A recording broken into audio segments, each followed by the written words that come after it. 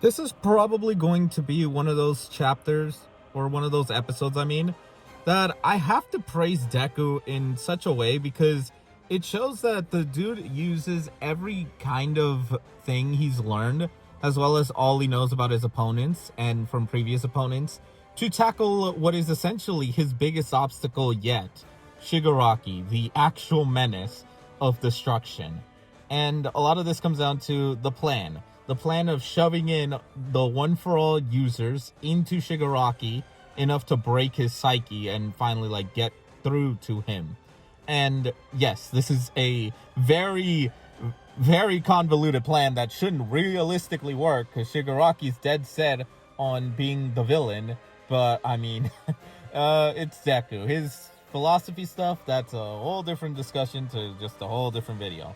But what I like is how he's using all of his remaining quirks. How he used Smokescreen, despite being obviously one that is useless in this particular case, because Shigaraki can see where Deku is.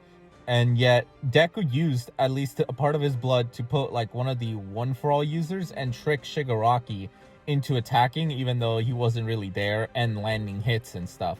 This shows that Deku is pretty smart. He is basically gambling on a few things, and he is pretty damn good. Like, Deku is shown here alone, well, throughout the whole series, but here for sure is a combination of everything he's done into what makes him really a hero. And yes, him being able to land one hell of a hit and essentially do damage, because each time these one for all users within like the one for all vestige stuff land on Shigaraki, it does immense damage. Now, granted, this obviously kills them for sure, like it permanently is their end, and yet they're fine with it. Like, they've been dead for so long, like at this point they're just haunting the quirk and just being there to be there. So it makes sense that they're okay with it. They already died. So this is just more finally being able to move on. Now, whenever he does that, though, a bunch of their pasts, because it's now connected between the whole quirk worlds and stuff, and like their memories are starting to kind of mix around. So we get like Dabi and Toga whenever they first met Shigaraki. We have the season 2 with Shoto wanting to be a hero with Deku's memories. Like, they're starting to intertwine in memories, and it kind of all culminates into the whole mind games we see at the end of the episode. But I do like that we take a momentary break of just Deku. Obviously, Shigaraki is able to kind of reject when he tries to put all of the quirks in this one amazingly animated hit, which, by the way, like, Deku just looks extremely badass. Shigaraki denies it, but one of them did went through, and that's why he took damage. So obviously Shigaraki now cannot afford to take any more damage like that, so he has to play a bit of defense and offense.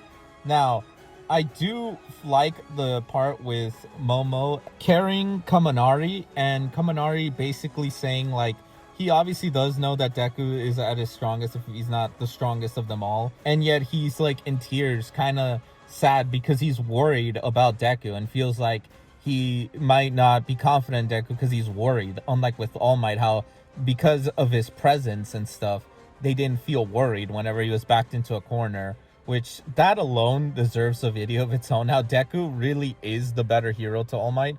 Yes. I'm about to get flamed for saying that, but I mean it in a different way. I'd have to make a video on it. Let me cook on that, but that's more of a separate thing. And then we get to see like Ochako. They basically say her name wrong, or like her hero name. And I love that Hawks was the one to correct it, even though like they didn't really hear him.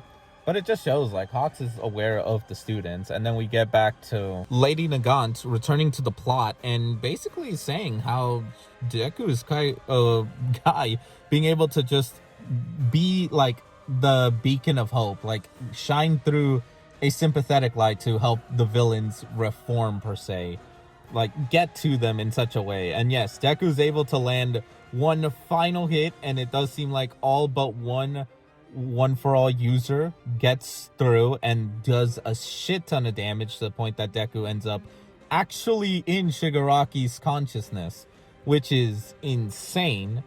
And yes, this one person happens to be Shigaraki's grandma. Shimura is kind of lamenting that probably their connection is the reason that she wasn't able to go with the others. and she kind of feels a bit like sad about it. Not to mention the stuff she is learning about her grandson and the shit he dealt with. Now, there's an interesting little thing about Deku. If he takes damage here, it does affect him in the real world.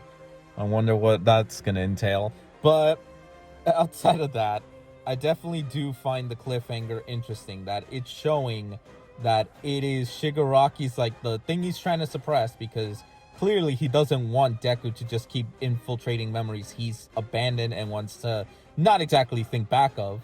He sees Nomura's son beat the shit out of Shigaraki, or well, slap him, and that obviously puts her off, because she abandoned her son without even saying anything on what's going on or anything. Yeah, some of you may argue, well, he was just a kid, he wouldn't know better. It's like, that's not the point. He basically had resentment for heroes, and he threw that resentment towards Shigaraki. Am I saying it's Nana's fault? No, hell no. No one suspected this. Mostly it's All For One's fault for causing all of this, of course. But what I'm saying is the dude went a little too hard on Shigaraki, and obviously that got him and his whole family killed. But that's a whole crazy-ass discussion. The only thing we can say is that, yes, we are basically at the final stages. Instead of a physical brawl in the real world, now we're mental mind game battle, which, I mean, that's... Look, I personally did not like a lot of this when the manga came out. But as the anime is showing it, I'm actually might be turning around on this. So, you know what? I'll let it cook. At least the anime might convince me that this wasn't bad. So, we'll see. But for an episode, it's still a 10 out of 10. Like, visually, thematically, and just everything was just amazing.